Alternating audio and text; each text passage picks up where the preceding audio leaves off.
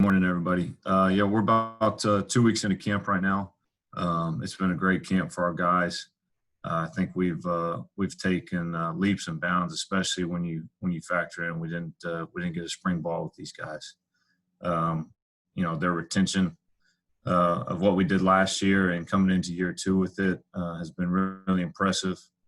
Erik and Jude and my guys have done a great job of kind of finding their fit within the offense, and I think over the last 2 weeks they've kind of seen that and seen what putting themselves in a position to be successful has done for them. And as an offense as a whole, I think we're farther along than I anticipated us to be at this point. Just as far as some of the things that we're able to do. So it's been a great 2 weeks. Starting to hone in and get ready for week one in Arizona State, and we're excited for it. Okay, we'll take some questions. So if you have anything, raise your hands, please. Adam Grossbart, you're first up. Hey, John David, thank you for doing this. So Coach Helton has talked about how the tight ends and some dual running back formations have been more involved in the offense this camp. Does that feel at all similar to the evolution of the air raid at UNT in year two? Yeah, I think so. A little bit is fitting your personnel. When you look at our team right now, we've got some really talented receivers, but we don't have a ton of them. The other thing is that we've got a couple of really talented tight ends, and Erik and Jude, that have put themselves in a position to be on the football field, and they earned that right over the off season, even during quarantine. And even through these first couple of weeks, they've made plays and been successful, and that's kind of where we've gotten to. Where same thing at year two at UNT, we had a tight end that he made it really hard not to put him on the football field, and these guys have kind of done the same thing. Back in February when we talked to you, you talked about just how excited you were for your first assistant coach position, like full-time. Like, what have you learned or anything just from your first few weeks of actually getting to work with the guys in the field? Yeah, that's what's crazy is that up until about 2 weeks ago that I hadn't got to actually be in an actual meeting room with these guys, which is crazy to think about. But no, I've enjoyed it. I've enjoyed just it's given me the opportunity to get to know these guys better, because we can have all the Zoom meetings we want and talk about getting to know each other, but you don't get to really know somebody until you sit in a meeting room with them and chop it up with them. And so that's the thing I've enjoyed the most. I love football. Football's great, but my favorite times, and anybody that plays this game will tell you that their favorite times are just hanging out with each other in a meeting room or hanging out with each other after practice. Those are the best times. Thank you. Okay, we'll go to Ryan Karchi. John David, just kind of piggybacking on that question, as a first-time assistant, like, how do you sort of get into that job when you are limited by the fact that you're only allowed to be on Zoom? Or what sorts of things did you try to do over that long quarantine time to connect with the guys, to try to coach them, I guess, for lack of a better word? To be honest with you, for like the first, I don't know, and Erik can probably tell you, like the first 2 or 3 months, we didn't even talk football on our Zoom calls. Like, we would Zoom meet probably twice a week, 2 or 3 times a week, and we wouldn't even talk ball, because I knew what we did offensively. Like, if we meet over this for the next however long, it's going to get old. But more importantly, like, I was missing out on time of being around these guys. Like, I needed to know them, and they needed to know me better.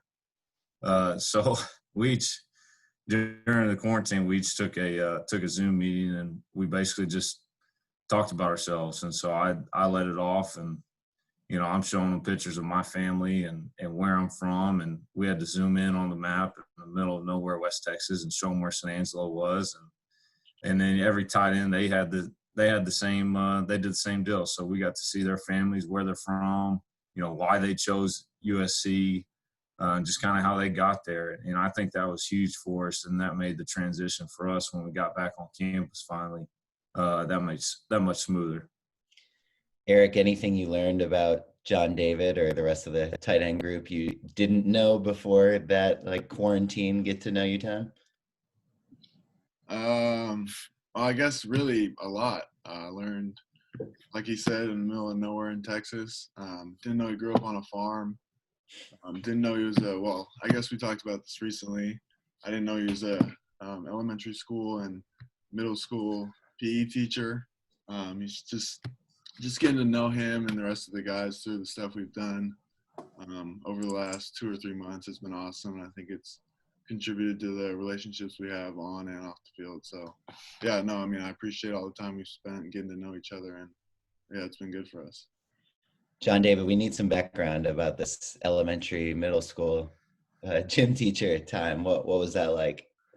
So I'm certified to teach PE in the state of Texas. That's what I got my degree in at ACU. And so part of that was my student teaching. So I was certified for all levels. So I spent half of the semester in elementary PE, which was an absolute nightmare for me. And then the other half of the semester I spent at middle school, which was even worse. So it was about the time like middle school kids were getting cell phones. So it was a bad time for me to be stuck in a middle school. So you take Zoom coaching over elementary school PE teaching? Any day of the week. Okay, we'll go to Mark Culkin. Good morning, Coach. Erik, good to see you again. Coach and Erik, maybe you can comment afterwards. Can you maybe discuss how the tight end has evolved in the game? How it's gone from more of a on-the-line blocking to more of a wide-open passing attack type of receiver? Is that a question for me or Erik? I'm sorry. For both. I'd like your comment and then how Erik perceives the game. I think when you look at, football's kind of a trickle effect. When you look at the NFL, you look at the best tight ends in that league. We tell kids this all the time, like those tight ends aren't the highest paid tight ends in the league because they're really good at blocking inside zone and blocking down on power and stuff. They're highly paid because they create mismatches and they create an advantage in the passing game. And so that's what we try and do with our guys. We're fortunate to have guys like EK and Jude that can move around and do multiple things because it creates mismatches. Because you'll look out there and you have a 6'5" Erik Krommenhoek lined up on a 5'10" DB, and that's an issue for them. Right. To me, it's finding those kind of hybrid type guys that you can put back there and use them in the run game, but also split them out wide. It creates mismatches and allows you to play at a certain tempo if that guy's able to stay on the field the whole time. Yeah, I mean, just kind of piggybacking off of that, you kind of said it all, but you look at the premier guys in the NFL, you look at the Kelce's, the Kittles, the Ertz's, I even got to train with Austin Hooper in the offseason, just learning from him and learning what is important to them and what the coaches are looking for from them is, you got to get open, you got to create mismatches, and they're going to leave you one-on-one with those DBs, and you got to win those matchups. And so, yeah, just not only being a blocker, but being able to exploit those matchups and really stand out on the field is definitely something that I'm sure is evolved and wasn't always part of the game, but is now a big part of what the tight ends do. Great. Thank you. Okay, we'll go to Ryan Young. Erik, I'll just follow up on that. What was your connection with Austin Hooper, and where did you all work out together? Yeah, so he lived probably 10, 15 minutes away from me, along with Devin Asiasi, who also lived probably 20 minutes away from me. They both went to De La Salle. So we just kind of worked it out and got together with them in the offseason, started throwing around with a few quarterbacks, Jake Hainer, who was my high school quarterback, and then the quarterback from Washington State, who just went to Seattle. I forget his name, but we were just, learning, throwing around, working out.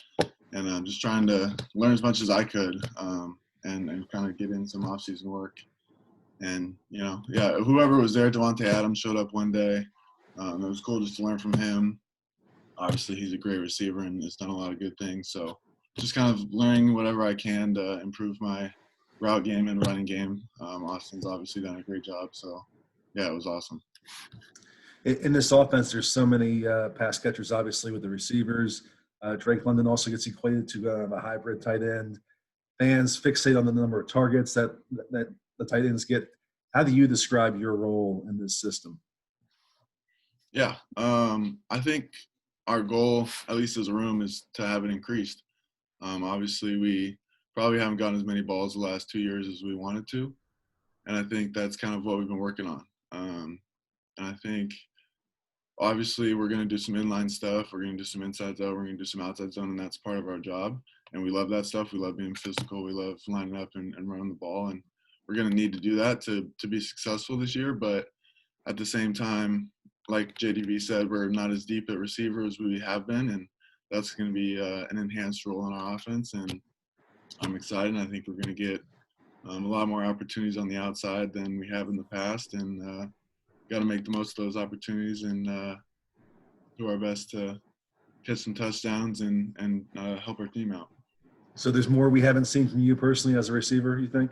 Yeah, definitely. Okay, we'll go to Erik McKinney. Erik, you're one of a handful of guys that kind of consistently gets mentioned by coaches and players as one of the team leaders. What do you attribute that to, and kind of what's your path been from true freshman year to now in that regard? Yeah, I think, man, I don't know. It's I've been here a while. Obviously, I'm a senior, and I think I've just had some great leaders before us. Just being my freshman year with Chenna, Porter, Sam, just all the guys that have been here before me.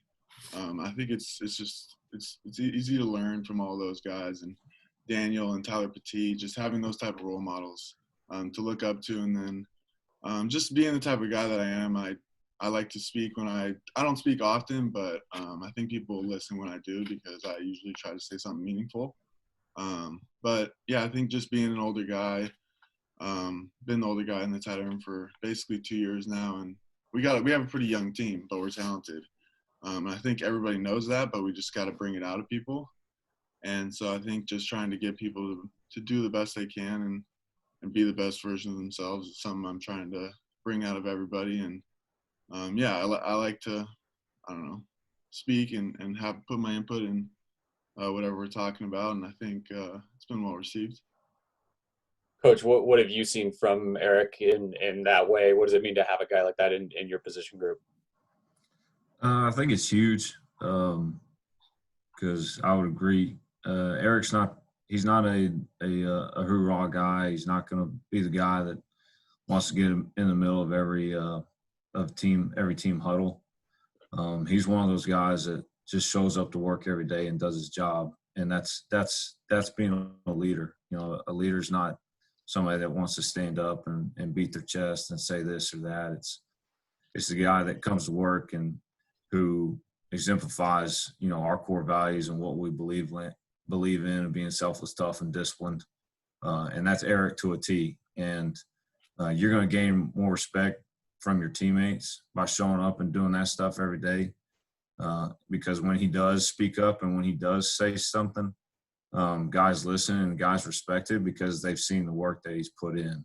And, he's earned the right to speak in front of our team. He's earned the right to call guys out because he's put the work in. And there's never going to be a time where he says something and somebody can call him out and say, well, you don't do that. No, because he does. He does everything we ask him to do. That's why he's in a position of leadership because he does exemplify what we try and do offensively. Okay, we'll go to shotgun. Hey, JDB, you've talked a little bit about Erik and Jude. We haven't heard much about Josh Follow. What's his status and what does he need to do to have a bigger impact? He's been with us. He missed some off-season time as far as working out, so he's slowly kind of been working his way back in. He's had an integral part. I mean, he's been involved. He had a great day of practice yesterday, so it's just slowly working his way back in and getting him back in playing shape and get him to that point to where he can contribute. And what does the tight end group need to do to stay on the field and allow the offense to maybe go up tempo more often rather than Graham subbing out the position at times? I think what they've been doing is what they need to in practice. Like we talked about the first time that I think we ever sat down and met was, we gotta bring value to us being on the football field. We have to prove our worth, and I would say over the first 2 weeks of camp, our guys have done that, and you see that you see that show up in critical situations. Whether it be in a scrimmage or in practice, a third down situation, and all of a sudden everything's even, and the quarterback's looking our way. That means to me, being in that quarterback room, I understand what that means. I understand that if that's the case, that quarterback trusts our guys. He trusts our tight ends to make the play. And up until this point, our guys have made those plays. And that's how you earn your way onto the field is you make those plays in practice, whether it's a 3rd and 10 and we need a big throw and catch, and all of a sudden it's coming our way and we make it. So, my guys being able to do that over the last couple weeks, that's the way that they earn their way on the field, and they've done that, and then you keep doing that. Hi, Antonio. Hey, JDB. We've seen highlights of Jude, and we've heard you talk about him a bit. Where do you think he's kind of made a leap this season? Jude? Yeah.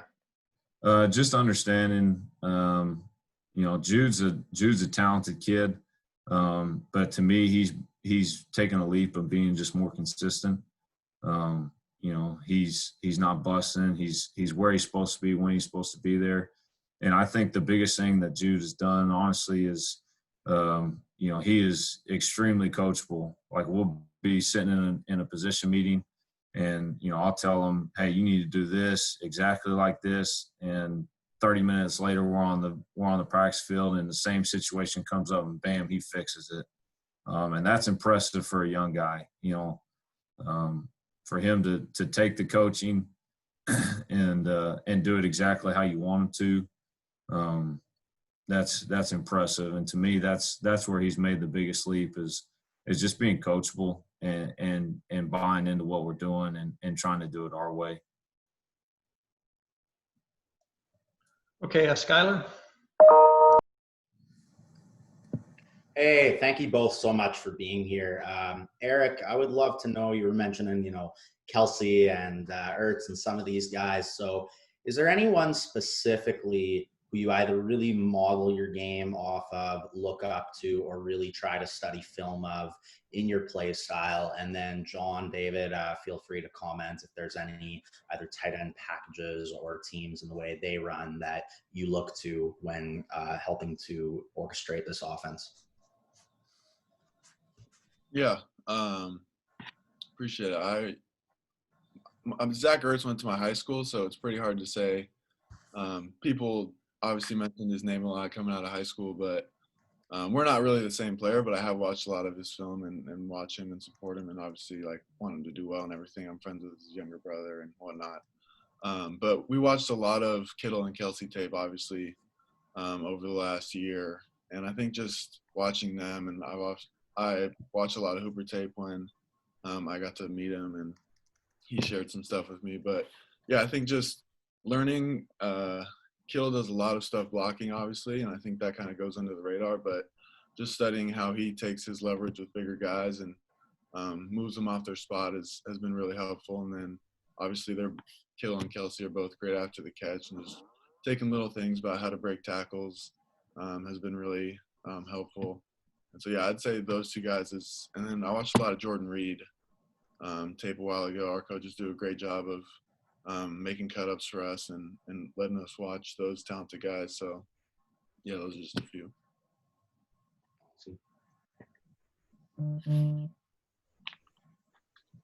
Okay, we'll go to Ryan Young.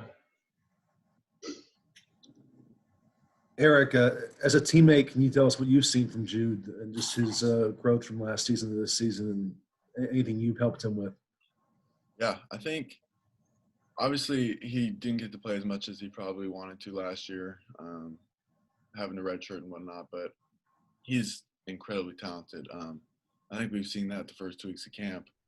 He's made some great plays. Obviously, we've seen some of them on the internet, some of them you don't. But, yeah, just super explosive, loves to play, loves to run, loves to hit. And, yeah, I think what JDB said was right on the dot. Like, I think he's just matured so much in the last 12 months, coming from, like, a freshman who's trying to learn the system to just being more consistent, being in the right spot every time, and being able to make those plays when we need him to. It's been really good to I guess for us too, just to kind of go out there and try and increase our role in the offense as much as we can. And yeah, from him, I think he's going to get on the field. He's going to make plays, and I'm excited for him for that because I'm sure he wanted to last year and might not have gotten the chance. But yeah, I'm really excited for him, and he's done a great job. And yeah, it's going to be definitely an important part of what we do. And then going back to wanting to grow the role of the tight end in the offense, is that a conversation that you initiate with the coaches after last season and say, hey, what can we do to get more involved, or how does that discussion go? Yeah, I mean, I think losing Pitt, I think obviously we knew like we're going to need to step up, and so I think just naturally that was something that us as tight ends and obviously when JDB became our coach, obviously something that we needed to talk about. And I think we've done a good job of making some changes and doing some things to be able to be more of a receiving group and be able to stay on the field for those third downs and not get taken out. So yeah, I'm excited, and I think it's definitely something that we needed to do, and I'm excited to get going here in a few weeks. Thank you. We have one or two questions left, but Erik, I wanted you to talk about, before you did that, your aspirations after football related to your major of human biology, and I think you were even looking at some possible internships this summer. Can you talk about where you want to go with that? Yeah, so I'm a human biology major. I'm pre-med track. So I was looking to, I guess before all this stuff happened, I was going to be working with our team doctor, Taboni, at the Keck School of Medicine, watching some surgeries and doing some stuff. Eventually I'd like to go to med school. Don't know when that'll happen. But that's something I'm looking at and have been interested in for a while. My uncle was the team doctor at Nebraska for 30, 40 some odd years. So always loved medicine, always wanted to be a part of it. Trying to think. Yeah, I mean, obviously I didn't get to do that last summer. Hopefully I'll be able to do some over the summer. I don't know if I guess this is common knowledge, but there's some Alston court case that got approved that allows postgraduate degrees to be paid for by universities. And so I've been starting some conversations with our just representatives from the Pac-12 and whatnot. So excited for what the future holds and hope eventually I can do something with medicine and continue on what I like to do. Okay, we have time for one quick one. Mark Culkin. Great. Coach and Erik, if you can comment real quick, can you talk about the additions to the support staff that you guys work with, the analyst positions like a Chris Claiborne, or how you work with Coach Dagey and just the input you guys all come together and how it's impacting the tight end room?